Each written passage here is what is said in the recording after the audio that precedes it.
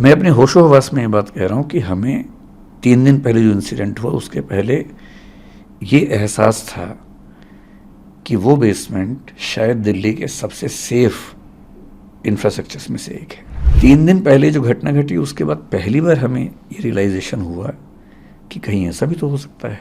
ये हमारे ज़हन में कभी नहीं आया था। और मैं एमसीडी का तहे दिल से शुक्रिया करता हूँ कि उन्होंने सीलिंग कर दी है। बेसमेंट को लेके हमें खूब आजकल नाराज़गी है, ठीक है, होनी चाहिए, हम एकदम सहमत हैं कि बेसमेंट सील हो जानी चाहिए। लेकिन दिल्ली की मेट्रो बेसमेंट में चलती है, अंडरग्राउंड ही चलती है। पालिका बाज़ार बेसमेंट में ही है। दिल्ली के लगभग हर मॉल में बेसमेंट में बहुत बड़े शॉपिंग कॉम्प्लेक्सेस हैं, वहाँ लाखों लोग शॉपिंग करते हैं वहाँ पर, क्योंकि वहाँ की जो बेसमेंट्स हैं ठीक तरीके से बनाई गई हैं। और कमर्शियल मॉल की तरफ से हमें ये बार बार आश्वासन मिला कि वो बेसमेंट उसी तरीके से बनी हुई है। और उन्होंने कहा कि हमने डीडीए में अप्लाई किया है कि हमें कमर्शियल एफएआर में इसका एनओसी मिले। पिछले 3 दिन में जो घटना घटी उसे देखने के बाद मुझे एहसास है कि ये केयरलेसनेस थी, हमारे दिमाग में बात कभी नहीं आई। और मैं आपके चैनल पर बड़ा खुल के कह रहा हूँ कि परमिशन कभी भविष्य में मिल भी गई तो भी हम बेसमेंट में काम नहीं करेंगे। मैं इसका भरोसा आपको दे रहा हूँ और मैं चाह रहा हूँ पूरी दिल्ली में एक भी कोचिंग इंस्टीट्यूट बेसमेंट में ना चले, और ऊपर भी चले तो फायर सेफ्टी के साथ चले। बेसमेंट जो करोल बाग में थी वो अप्रूव्ड बेसमेंट है, अप्रूव्ड कमर्शियल बेसमेंट है, जिसमें एनओसी पे लिखा हुआ है कि उसमें ऑफिस चलाया जा सकता है। उसमें ऑफिस ही चल रहा था। ऐसी बेसमेंट की बात आई तो सबके मन में बेसमेंट की एक इमेज बन गई है, एक छवि बन गई है। छवि ऐसी कि एक छोटी सी बेसमेंट है, उसमें कुछ बच्चे बैठे हुए हैं, एक ही दरवाज़ा है, अगर वो बंद हो जाएगा तो क्या होगा। एकदम जायज़ बात है। जो नेहरू विहार की बेसमेंट थी वो किसी घर की बेसमेंट नहीं थी, वो एक कमर्शियल मॉल है, उसकी बेसमेंट है। बहुत बड़े आकार की बेसमेंट है, उसमें 1 नहीं 2 नहीं 7 एग्जिट हैं। आज से 3 साल पहले केवल एक घटना हुई जब दिल्ली में यमुना का पानी बहुत बढ़ा। इस मॉल के पास में एक नाला है, करीब 50 एरियल डिस्टेंस 50 मीटर के आसपास या 30 मीटर के आसपास होगा वहाँ से।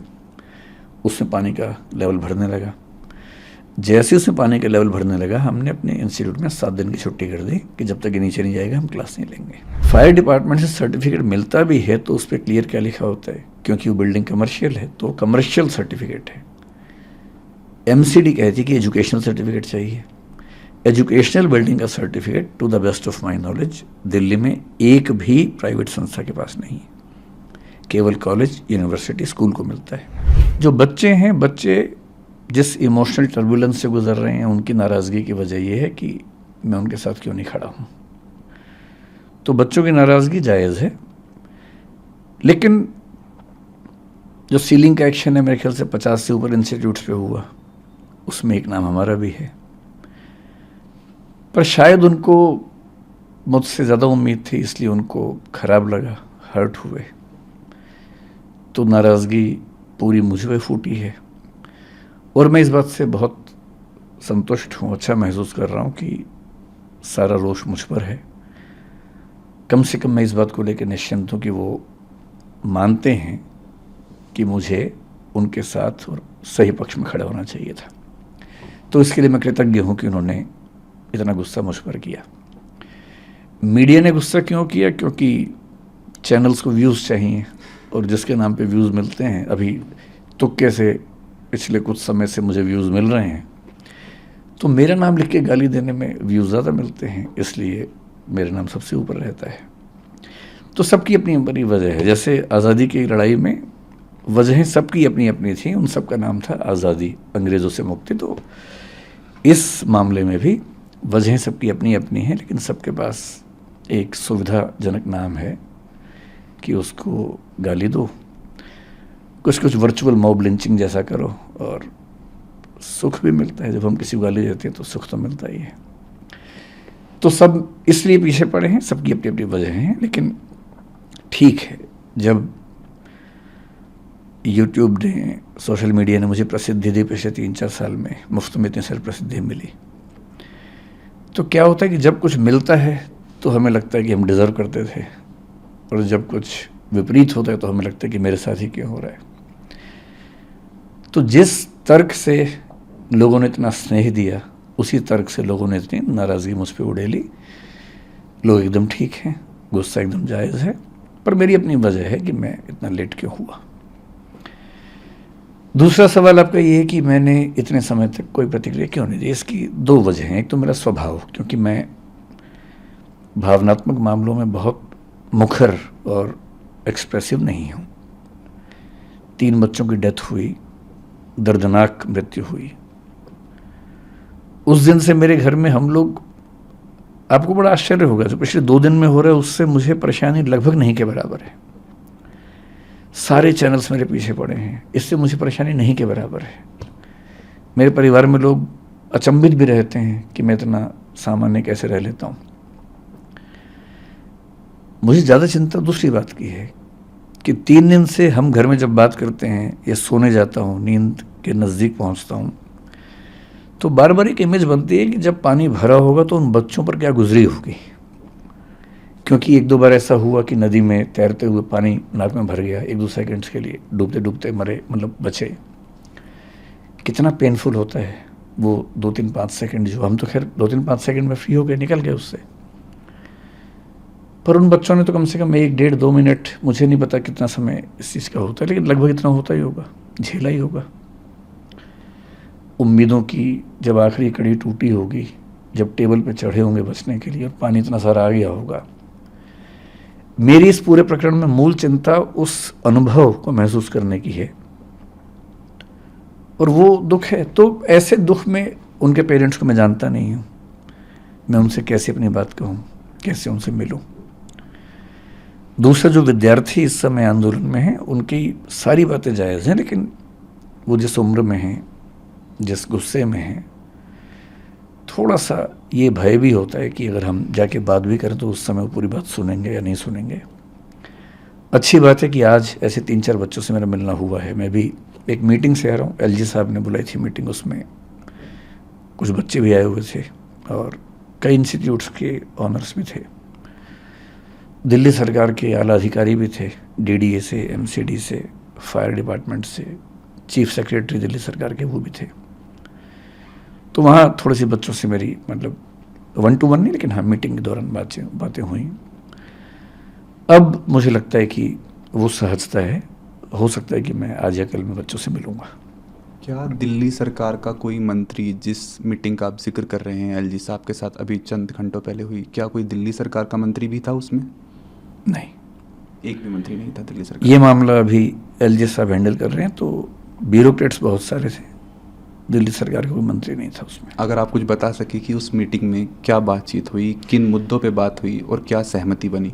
मीटिंग बड़ी अच्छी हुई, अच्छा लगा कि एलजी साहब भी और दिल्ली सरकार अब काफ़ी एक्टिव है।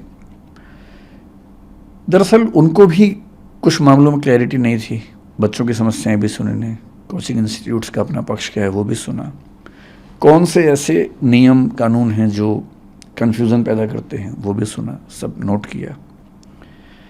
उसके बाद एक छोटी कमेटी बनाई गई है, उस कमेटी में मैं भी हूँ, कुछ टीचर्स और भी हैं।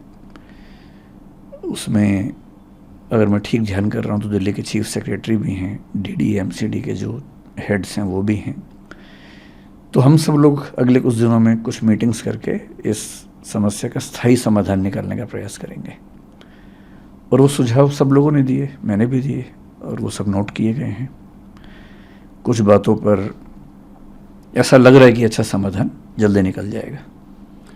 सर, आपके कोचिंग सेंटर की बात करते हैं, दृष्टि आईएएस की बात करते हैं, जो मुखर्जी नगर में जो कोचिंग सेंटर है उसको एमसीडी ने उसका बेसमेंट सील कर दिया था। बच्चे आपके जितने भी स्टूडेंट्स हैं वो दोनों कोचिंग सेंटर मुखर्जी नगर में हो जी करोल बाग में हो, वहाँ पे प्रोटेस्ट कर रहे हैं। कुछ बच्चे कल रात को आपके घर के सामने पे पहुँच गए हैं। बच्चों में बहुत आक्रोश है, वो जस्टिस चाह रहे हैं। कहीं ना कहीं आपको ये भी लगा है कि दृष्टि आईएएस से कोई चूक हुई है? मतलब ये कह सकते हैं आराम से कि चूक हुई है, और लेकिन वो चूक ऐसी नहीं थी कि नीयत हमारी खराब रही हो, लेकिन हाँ चूक हुई है नियमों के स्तर पर। इंटरेस्टिंग बात या विचित्र बात ये है कि अगर आप मुझसे पूछें कि दिल्ली में कितने कोचिंग इंस्टीट्यूट्स हैं, मेरा ख्याल है कि उनकी संख्या कम से कम 1000 तो होगी ही, शायद ज़्यादा होगा, 2000 भी हो सकते हैं, ज़्यादा भी हो सकते हैं। जो नॉर्म है फायर एनओसी की, एजुकेशन बिल्डिंग की, अगर आप मुझसे पूछें कि दिल्ली में कितनी बिल्डिंग्स के पास हैं, मेरा अनुमान है कि 2000 में से शायद एक के पास भी नहीं है। एक के पास भी नहीं? जी, ध्यान रखिए मैं जो कह रहा हूँ, fire NOC for educational building. Fire NOC कई तरह के होते हैं, अलग अलग कैटेगरीज में होते हैं, अलग अलग चीज़ों के लिए बने होते हैं। ऐसा नहीं है कि कोशिश हमने या बाकी इंस्टीट्यूट्स ने नहीं की, पर क्या होता है कि जब कोई हादसा होता है उसके बाद मोटी मोटी चीज़ें सतह पे आती हैं कि फायर एनओसी नहीं था, या ये नहीं था, या वो नहीं था, और जनता का आक्रोश फट पड़ता है। उसके पीछे की वजहें क्या हैं, परिस्थितियाँ क्या हैं, वो सोचने के लिए, समझने के लिए धैर्य चाहिए, समय चाहिए। तो मैं असल में 3 दिन से ये भी चाह रहा था कि पहले सारी स्थितियाँ सामने आ जाएं, क्योंकि 1-1.5 दिन तक तो ये स्पष्ट नहीं हो रहा था कि कितने बच्चे थे, क्या स्थिति है। धीरे धीरे चीज़ें स्पष्ट हुई, तो फिर आज ये मीटिंग हुई, तो मेरा ख्याल है कि अब हम उन सब बातों पर ज़्यादा स्पष्ट रूप से बात कर सकते हैं। जहाँ तक बात है हमारी बेसमेंट की, हमारी बेसमेंट मुखर्जी नगर में थी। करोल बाग में हमारे पास 4-5 बिल्डिंग्स हैं, उनमें से एक बिल्डिंग की बेसमेंट सील हुई है। बेसमेंट जो करोल बाग में थी वो अप्रूव्ड बेसमेंट है, अप्रूव्ड कमर्शियल बेसमेंट है, जिसमें एनओसी पे लिखा हुआ है कि उसमें ऑफिस चलाया जा सकता है। उसमें ऑफिस ही चल रहा था, पर अभी एमसीडी पर जो दबाव था उन्होंने इनडिस्क्रिमिनेट तरीके से सबको सील किया है, हमें भी सील किया है। नेहरू विहार में जो बेसमेंट थी, जिसको लेके काफ़ी ज़्यादा शोर हुआ, दरअसल क्या होता है कि जैसी बेसमेंट की बात आई तो सबके मन में बेसमेंट की एक इमेज बन गई है, एक छवि बन गई है। छवि ऐसी है कि एक छोटी सी बेसमेंट है, उसमें कुछ बच्चे बैठे हुए हैं, एक ही दरवाज़ा है, अगर वो बंद हो जाएगा तो क्या होगा। एकदम जायज़ बात है। जो नेहरू विहार की बेसमेंट थी वो किसी घर की बेसमेंट नहीं थी, वो एक कमर्शियल मॉल है, उसकी बेसमेंट है। बहुत बड़े आकार की बेसमेंट है, उसमें 1 नहीं 2 नहीं 7 एग्जिट हैं, 7 एग्जिट आपस में कनेक्टेड हैं। उसमें क्लासरूम्स थे, हर एक क्लासरूम के अंदर मैप लगे हुए हैं कि किसी भी इमरजेंसी में आप कहाँ कहाँ से बाहर निकल सकते हैं। हमारे स्टाफ के जितने मेंबर्स हैं उन सब की ट्रेनिंग वहाँ पर लगातार होती है। फायर डिपार्टमेंट की मॉक ड्रिल्स वहाँ पर लगातार स्टाफ के साथ होती हैं। मैं अपने होशो हवास में ये बात कह रहा हूँ कि हमें 3 दिन पहले जो इंसिडेंट हुआ उसके पहले ये एहसास था कि वो बेसमेंट शायद दिल्ली के सबसे सेफ इंफ्रास्ट्रक्चर्स में से एक है, क्योंकि जहाँ तक फायर की बात है, और वो बिल्डिंग बनी है नेशनल बिल्डिंग कोड के जो लेटेस्ट प्रतिमान है उनके हिसाब से, क्योंकि वो बिल्डिंग हाल ही की बनी हुई 10-12 साल पहले की बिल्डिंग है। जब वो बिल्डिंग बनी, क्योंकि हम उसके मालिक नहीं हैं, हम उसके टेनेंट हैं। जो उसके मालिक हैं, जब हमने उनसे पूछा, क्योंकि पिछले 1-2 साल से ये प्रोसेस ज़्यादा हुआ शुरू, हमने उनसे पूछा कि क्या आपके पास अथॉरिटी है। उन्होंने कन्वेंस डीड की कुछ चीज़ें अंडरलाइन करके दी, जो उन्होंने हाई कोर्ट में भी दिखाई। हाई कोर्ट में इस पर 1-1.5 साल से केस भी चल रहा है। डीडी और एमसीडी के बीच में कुछ कन्फ्यूजन्स हैं, कई चिट्ठियाँ एमसीडी ने लिखी हैं, कई डीडी ने जवाब दिए हैं। अब कोर्ट में कल फिर उसकी अर्ली हियरिंग होने वाली है, उसमें वो बात भी आने वाली है 28 अगस्त को, वरना वो हियरिंग थी ही 28 अगस्त को। फैसला वैसे भी होने वाला था कि ये अलाउड है या नहीं, उसके बाद हम शायद हटते ही। और पिछले 1 साल में हमने अपने स्टूडेंट्स को, न केवल क्लास में मैंने बताया कई बच्चों को, अब जो एकदम लेटेस्ट वाले बच्चे उनको छोड़ दें, क्लास में जा जा के सबको बताया कि ऐसा हो सकता है कि हमें इसकी परमिशन ना मिले, उस केस में हम शिफ्ट करेंगे। यहाँ तक कि उनसे, आज से करीब 1 साल पहले की बात होगी, उनसे हमने ऑनलाइन एक फॉर्म भरवाया कि उस केस में वो कहाँ जाना पसंद करेंगे, करोल बाग जाना पसंद करेंगे, यहाँ रहना पसंद करेंगे, या अभी तय नहीं कर पा रहे हैं, बाद में तय करेंगे। वो डेटा हमारे पास पूरा है कि उन बच्चों ने 1 साल पहले क्या क्या वोट भरा। और सहमति ये थी कि अभी सरकार में वो हाई कोर्ट में केस चल रहा है, जैसे उस पर कोई निश्चित निष्कर्ष आएगा उसके बाद हम उस तरह से काम करेंगे। हमें ऐसा लगता था कि जो चिंता ज़्यादा फायर की है, और ऐसा पिछले साल हुआ भी था। दिल्ली में एक घटना हुई थी, कुछ साल पहले सूरत में हुई थी, अभी गुजरात में 1-2 घटनाएं और घटी हैं कि गेमिंग जोन में अचानक आग लगी।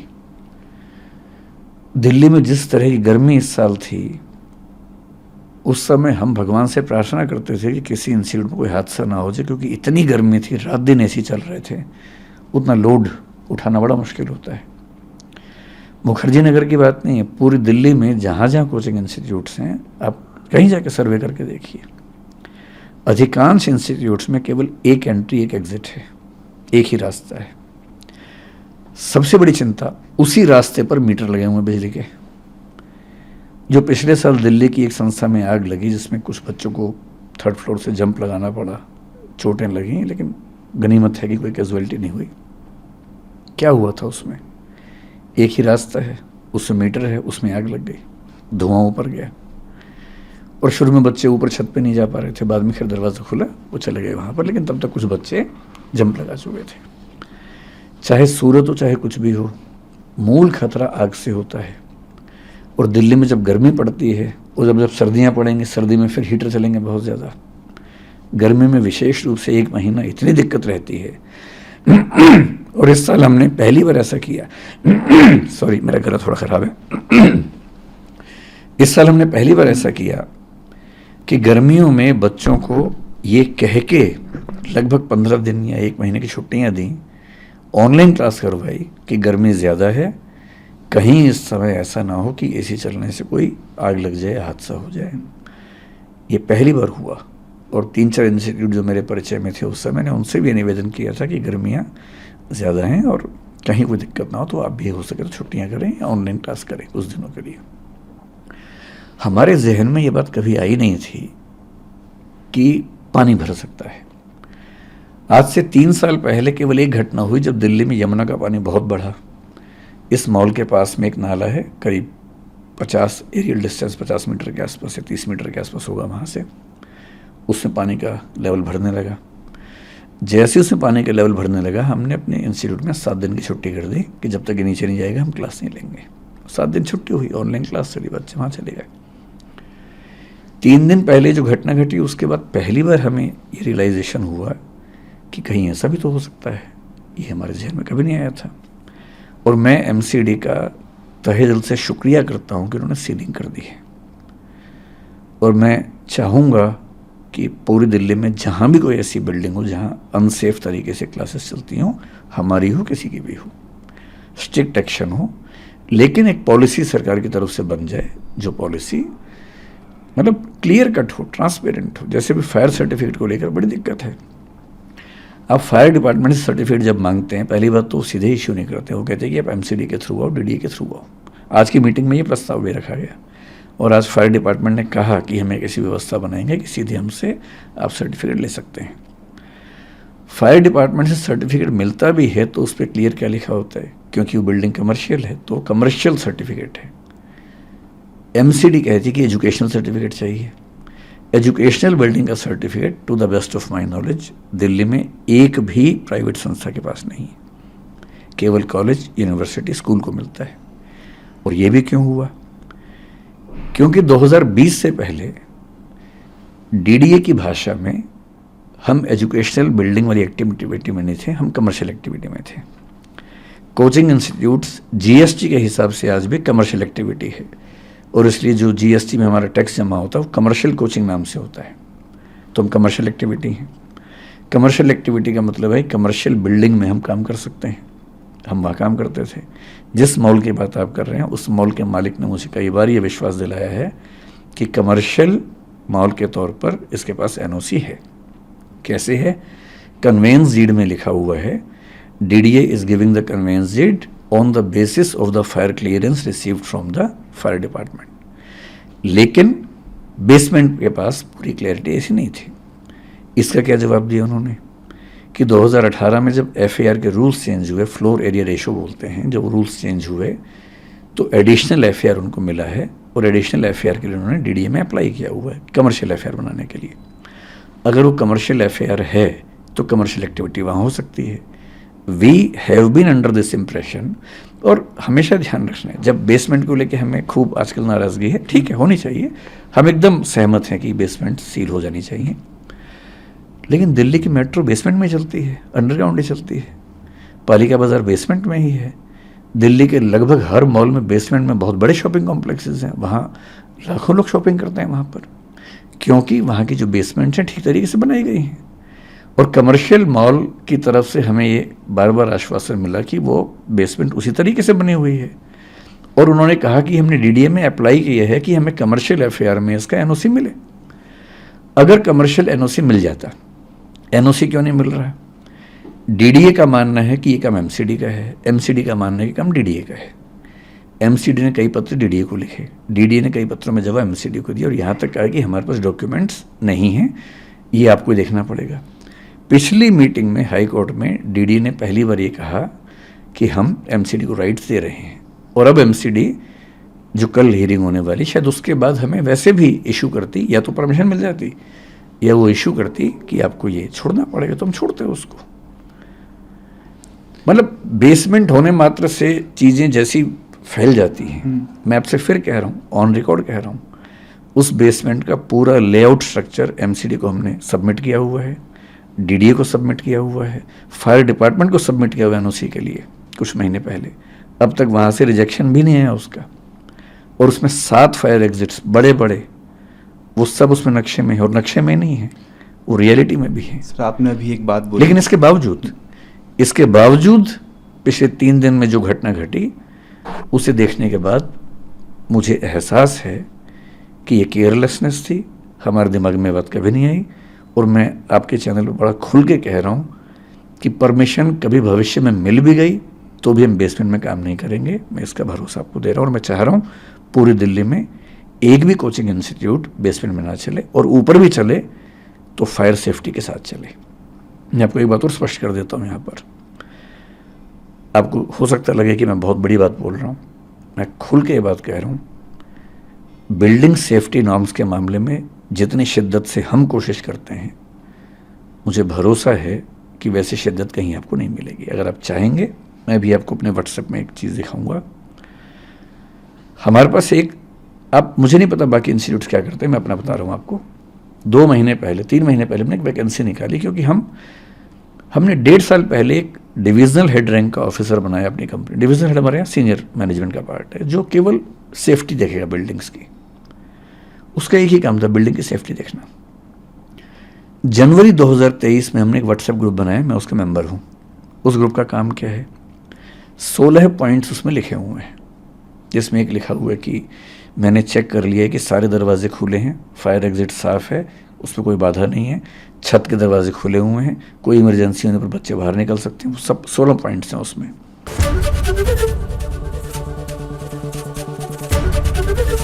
एबीपी गंगा, खबर आपकी, जुबान आपकी।